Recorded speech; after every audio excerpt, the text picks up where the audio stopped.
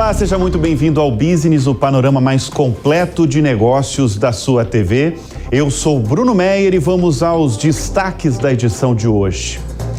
A Netflix perde quase 1 milhão de assinantes num tombo histórico para a empresa que começou como locadora de vídeos e se transformou na maior do streaming. A notícia, no entanto, animou os investidores. O Business vai explicar o porquê.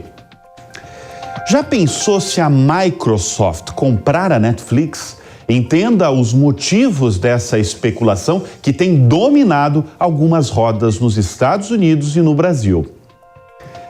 A Tesla quase dobra os lucros no segundo trimestre, mesmo com a paralisação de produção de carros na China. Qual foi a estratégia da empresa de Elon Musk para lucrar mesmo com o fechamento de fábricas? A Apple se junta a outras gigantes de tecnologia e planeja reduzir contratações em 2023. Entenda os motivos para a pisada de freio entre muitas empresas americanas. E o agronegócio brasileiro representa 26% do PIB nacional, mas apenas 3% das empresas do setor estão na Bolsa de Valores brasileira. Por que isso ocorre? O CEO da 3tentos, Luiz Dumoncel, estará em nossos estúdios para responder essa e outras questões. Fica ligado porque o Business está no ar. E olha, pessoal, você já ouviu aquela expressão "foi ruim, mas foi bom"? Pois foi assim que o mercado reagiu com o balanço do segundo trimestre da Netflix, o maior serviço de streaming do mundo, com 220 milhões de assinantes no planeta. Esse era um resultado muito aguardado, porque a empresa, a Netflix, surpreendeu há poucos meses ao apresentar uma estagnada no início de 2022, após anos recordes de audiência e assinaturas. Foi o pior ano da década em 2022, com 200 mil assinaturas a menos. E o primeiro ponto que se deve olhar para o segundo trimestre da Netflix é o número de queda de assinantes. Ela perdeu, foram 970 mil assinaturas que deixaram o serviço de streaming em apenas 3 meses. A gente volta a falar, a gente está falando do segundo trimestre de 2022. É um número expressivo, claro, são quase 1 milhão de assinaturas a menos, mas foi um alívio. E sabe por que foi um alívio? Por conta deste número aqui, o número de expectativa. A empresa estimava uma perda de 2 milhões de assinantes. Uma fuga aí de 2 milhões de assinaturas. Portanto, esse balanço começa bem com metade das perdas que se projetava. A empresa ainda lucrou. Em 3 meses, ela teve um lucro aí de 1 bilhão e 400 milhões de dólares, um resultado também acima do esperado. E o que fez os olhos de muito investidor brilhar foi mostrar o quanto a empresa estima ganhar no próximo trimestre. A Netflix fala em aumentar 1 milhão de assinaturas, revertendo as perdas deste trimestre. Nos últimos meses, a Netflix se preparou, enxugou custos, inclusive demitiu funcionários. Foram cerca de 400 demissões, a maioria nos Estados Unidos, mas atingiu a operação brasileira.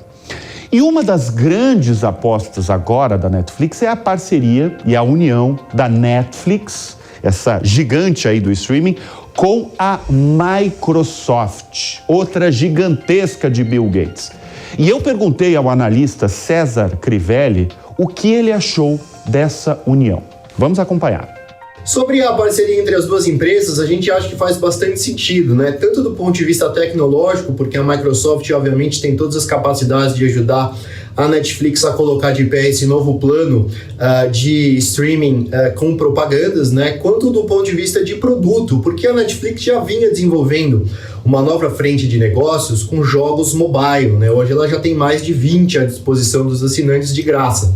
E a Microsoft, obviamente, tem o Xbox, então acho que pode ser interessante o que as duas empresas vão fazer nessa vertente e devem aí divulgar para a gente ao longo dos próximos trimestres.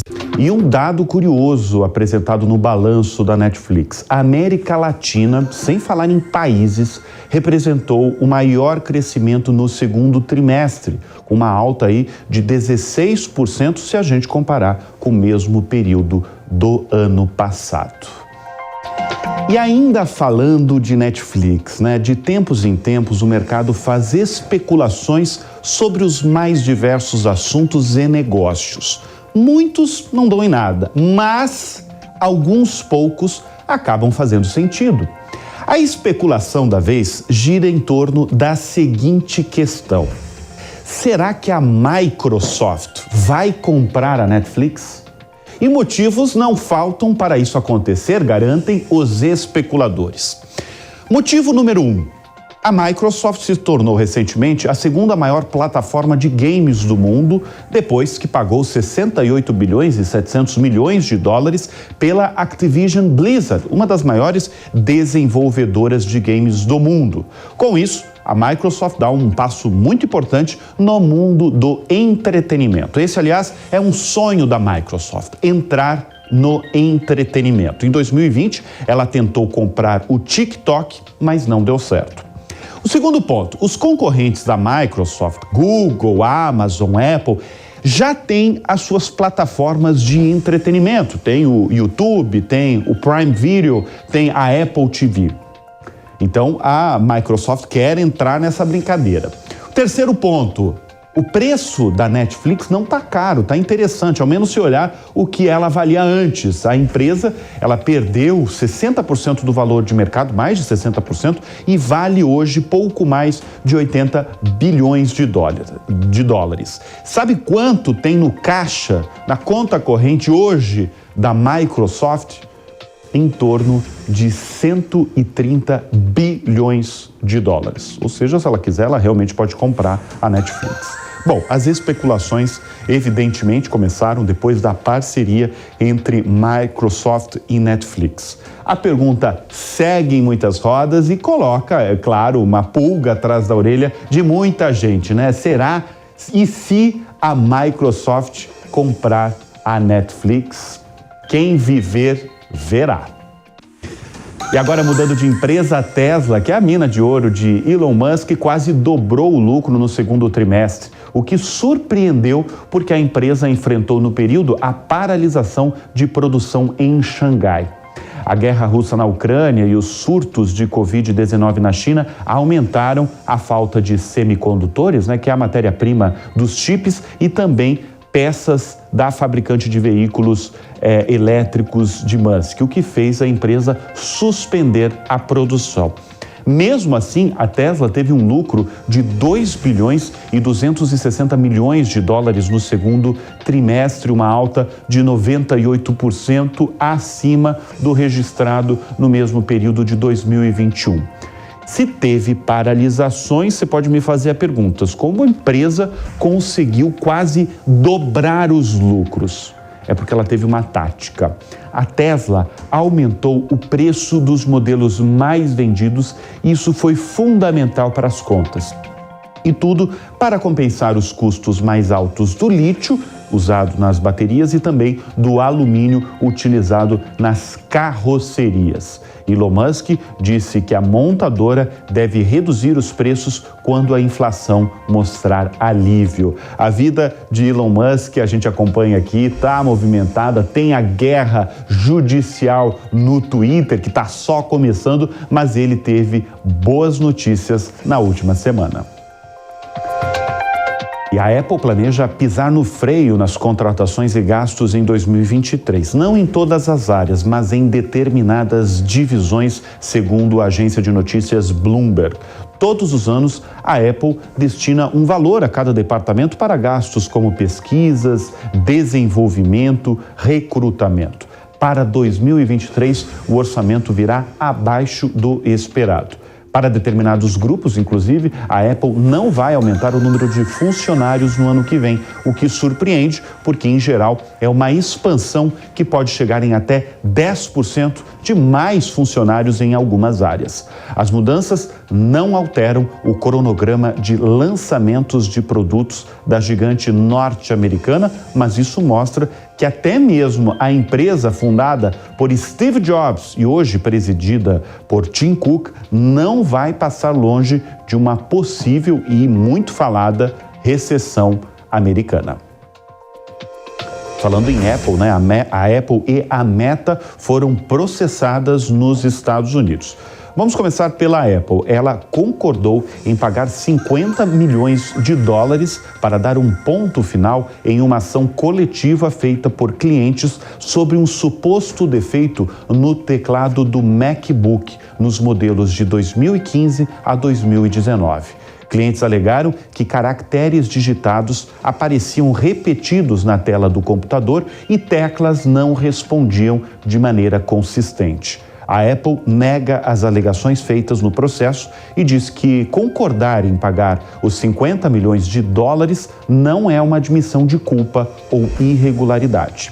O segundo processo cai na conta de Mark Zuckerberg. A dona do Facebook foi processada por usar a marca de uma empresa de realidade virtual registrada no Tribunal Federal de Manhattan.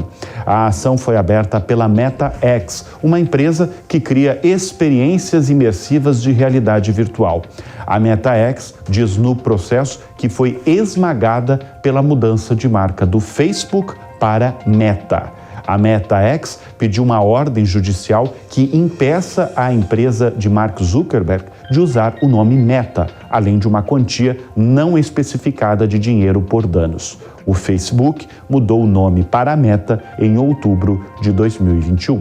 E uma recente pesquisa do site MobAuto mostrou um fenômeno curioso na compra e venda de carros usados no Brasil.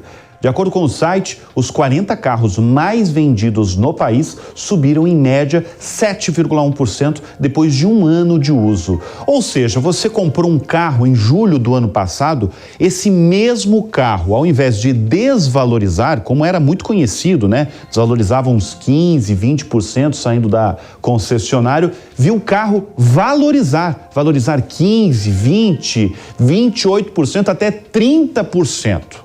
E o que ocasionou isso, né?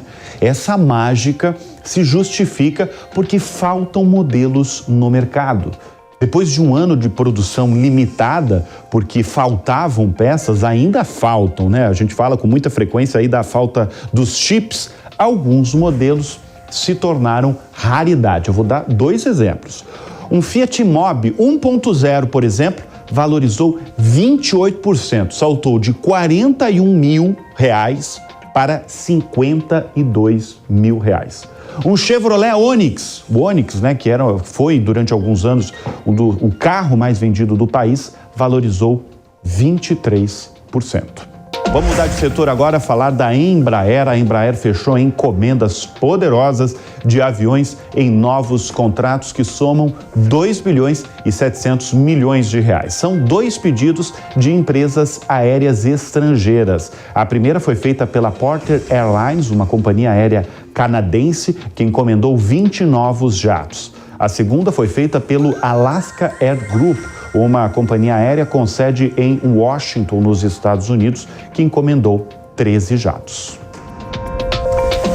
A Klabin, maior produtora e exportadora de papel para embalagens do Brasil, vai investir 1 bilhão e 600 milhões de reais em mais embalagens. A empresa anunciou o projeto Figueira, que consiste na construção de uma nova fábrica de papelão ondulado. A cidade escolhida para abrigar a nova unidade é Piracicaba, no interior de São Paulo. A nova fábrica terá uma capacidade de produção de 240 mil toneladas de papelão ondulado por ano. A operação deve começar em 2024. Faz um ano que a empresa gaúcha Três Tentos levantou 1 bilhão e 300 milhões de reais ao abrir o capital na B3, a Bolsa Brasileira. Agora a empresa injeta 450 milhões de reais na construção de uma fábrica em Mato Grosso, mais precisamente em Vera, uma cidade de 10 mil habitantes. E para falar como anda o poderoso setor do agronegócio, eu recebo em nossos estúdios o CEO da Três Tempos, Luiz Osório Dumoncel. Muito obrigado pela sua presença aqui em nossos estúdios. Luiz, eu abro a entrevista com um dado revelador, né? O agro representa 26% do PIB brasileiro, mas apenas 4% das empresas do setor estão na B3, estão na Bolsa de Valores de São Paulo. Por que isso acontece? Eu acho, primeiro, obrigado, Bruno. Eu acho que é uma conquista que o agronegócio brasileiro está tendo agora nesses últimos tempos, esse reconhecimento da população, do mercado investidor, do mercado de capitais nesse caso, né? Porque um setor com 26% de representatividade no PIB e com 4% de representatividade na B3 realmente é muito baixo. E para isso, Bruno, o setor como um todo, tenta fazer essa conexão para mostrar mais a sua importância, para mostrar a evolução tecnológica e a evolução financeira que existem no campo e que isso, obviamente, vai se transformando em alimento, em energia renovável. Então, essa comunicação está cada vez mais próxima e com essa comunicação a gente acha que tem muito a crescer para o agro e para o mercado de capitais. Eu queria entender aí como é que foi o contato, né? Porque a sua empresa está em Santa Bárbara do Sul, uma cidade de 10 mil habitantes, né? Eu queria saber como é que foi o contato entre o pessoal aqui da Faria Lima de São Paulo, né, do mercado financeiro, claro, a Avenida Faria Lima aí virou um símbolo aí do mercado financeiro brasileiro, com o pessoal do Sul, com a sua cidade, com a sua empresa. Foi fácil convencê-los, por exemplo, a investir na empresa? Bruno, eu te confesso, fácil não está sendo, né, mas está sendo ao mesmo tempo desafiador, né? E eu diria que muito animador, né, para nós e para o mercado financeiro. A gente fez os primeiros No Deal Roadshows, preparamos a empresa, que já veio, a 300 tem para 27 anos de atividade, desde a semente até produtos acabados depois da indústria, indo para as fábricas de ração, etc., que a partir daí vão para a mesa das pessoas e para os tanques dos carros, no caso do biodiesel. E a 300 fez essa conexão, começou a trabalhar e no momento que nós fizemos o convite para os investidores, para eles irem nos visitar, Bruno, assim, no interior, verem as lavouras, verem a grande tecnologia embarcada hoje, desde equipamentos como produtos, sementes, etc., pôde-se perceber o imenso negócio que tem ao redor da agricultura, que é o que a gente chama de agronegócio, né? E tudo isso é o que realmente representa esses mais de 18% da força de trabalho no país, mais de 26% do PIB agora nesse último ano, e com uma representatividade no nosso pensamento ainda baixa. Mas essa comunicação, essa highway que está havendo entre Faria Lima e Campo, realmente a gente acha que tem muito a crescer. E vai aumentar, o senhor acredita? É a nossa expectativa que sim, né? Nós desejamos assim que um agronegócio, pela importância do Brasil no mundo, estamos passando por pandemias, estamos em um momento de guerra, né? E o agro firme, participando, ajudando, e o Brasil é talvez o principal ator mundial nisso. Bom, o Luiz Dumoncel, que é uma importante aí liderança do setor do agronegócio brasileiro, gostaria de perguntar qual a perspectiva do setor nesse ano de 2022 e também em 2023. O produtor brasileiro, ele está enfrentando dificuldades ou vai enfrentar dificuldades? E eu pergunto muito isso porque a gente está no meio de uma guerra, né? A guerra russa na Ucrânia. Quais são as perspectivas? Eu acho que muito trabalho, muita resiliência, sem dúvida nenhuma. O agronegócio ele é feito com composto por muitas incertezas. Uma delas, e talvez a mais difícil de se gerenciar, é a incerteza climática, não só para o Brasil, mas mundo todo, no agro mundial. Mas eu diria assim que essa evolução de gestão, essa nova geração vindo para o campo, Bruno, e trazendo com ela uma enorme vontade de fazer melhor, de fazer uma gestão mais eficiente, de fazer realmente um trabalho que entregue resultados não só para o agricultor, mas também para as sociedades. Nós temos uma visão e uma certeza de que esse equilíbrio que tanto buscamos entre meio ambiente, sociedade, governança, ele só será possível com um equilíbrio econômico. E isso o interior, junto com as cidades, tem condições de oferecer para que a gente tenha um meio ambiente cada vez melhor, numa sociedade que produza cada vez mais alimentos, energias limpas. Nós temos uma matriz energética incrível no país, nós precisamos cada vez desenvolver melhor, fazer melhor, e o produtor rural não foge à sua característica de enfrentar esses desafios climáticos, esses desafios de mercado, esses desafios logísticos, mas ao mesmo tempo eu sinto essa nova geração vindo, enfrentando esses desafios e podendo contribuir. Mas em 22 e 23 o setor vai passar bem? Mesmo com essa guerra? Eu não diria assim, passar bem. Ele vai enfrentar. Ele está enfrentando e vai criando as oportunidades e, obviamente, gerando resultados. Luiz, foi muito bom o senhor ter falado sobre uma nova geração vindo para o campo, né? Eu tenho conversado aí com outras lideranças também do setor do agronegócio que comentaram sobre um fenômeno que tem acontecido, um fenômeno até recente, de muitos jovens, muitos deles até são filhos aí de donos de empresas, que antes eles iam para as capitais ou até saíam do país e buscavam outras atividades. Agora eles até vão estudar fora, mas eles voltam para o campo e voltam trazendo tecnologia. Gostaria de saber se isso é real, se você percebe isso na realidade e quais as mudanças aí que você percebe nas últimas décadas no setor? É uma realidade, Bruno, sem dúvida nenhuma. Eu diria assim que o que mais facilitou, o que mais atraiu os jovens para o agronegócio ou para o negócio no campo, realmente são as tecnologias. As tecnologias hoje que nos permitem estar em qualquer lugar conectado com o mundo todo. Esse advento não é uma questão brasileira, não, é no mundo todo. A gente vê o jovem voltando para o interior, realmente investindo na profissão no campo, e isso tem levado esses jovens a ficarem cada vez mais animados, cada vez mais dispostos a estarem nessa evolução. E obviamente que isso, no meu ponto de vista, logística, tecnologia, conectividade, né, onde, por exemplo, chegamos a todos os cantos no mundo todo, né, online, e isso o jovem tem valorizado muito e tem aproveitado esse momento. Bom, a gente, antes de começar a entrevista, né, na verdade, no início da entrevista, eu falei do grande investimento que vocês vão fazer em Mato Grosso. Por que uma empresa sediada e bem estabelecida no Rio Grande do Sul resolveu colocar uma fábrica em Mato Grosso? Por que essa escolha? Nós, juntamente com os investidores, Bruno, a gente decidiu fazer esse investimento para que a gente pudesse realmente crescer a nível Brasil, mostrando esse ecossistema 300 e fazendo com que o nosso cliente, o produtor rural, perceba o valor que a 300 tem, entregando produtos de alta qualidade, entregando negociações que gerem resultado para ele, e isso pudesse ir além do Rio Grande do Sul.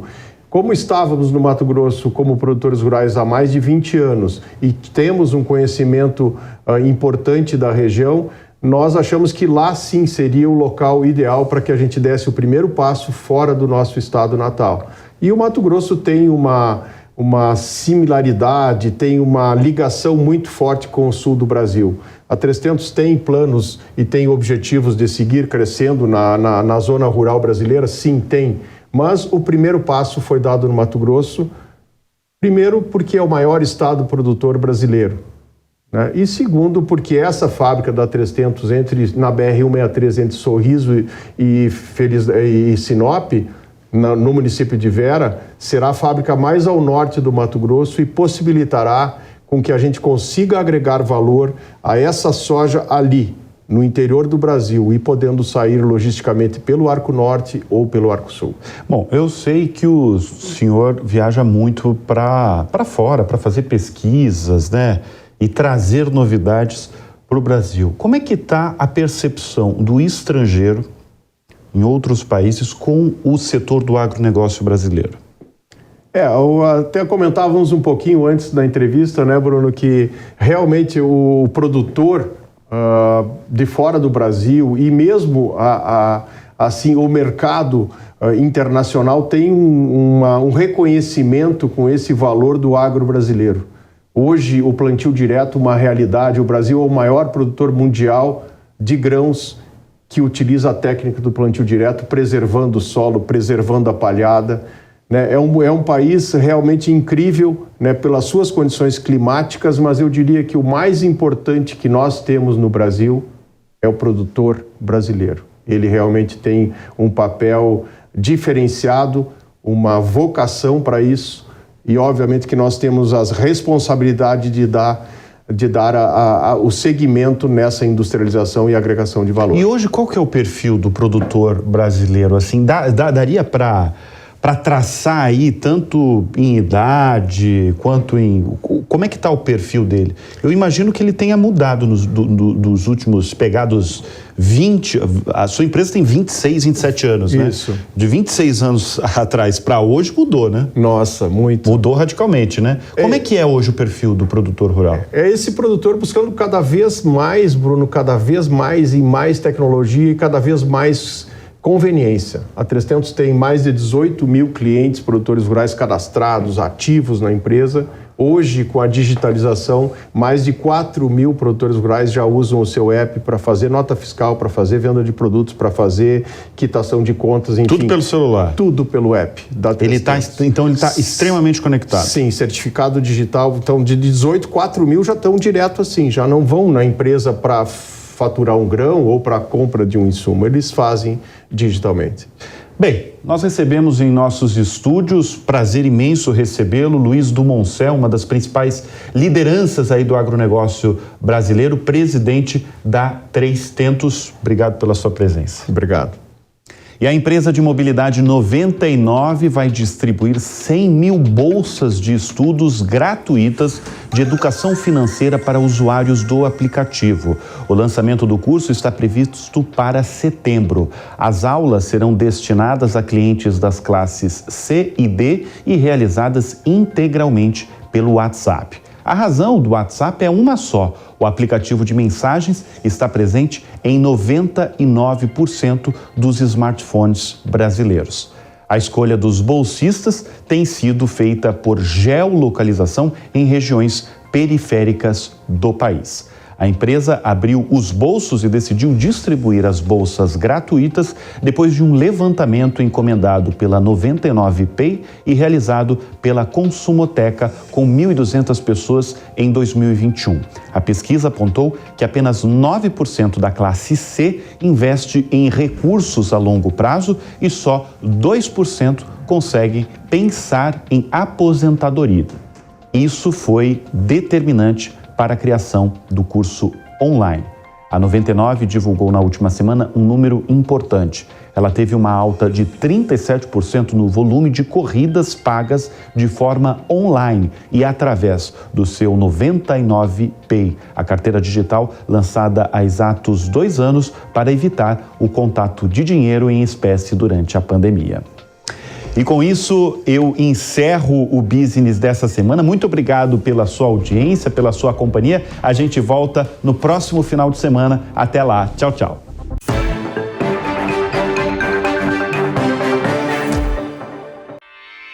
Realização Jovem Pan News.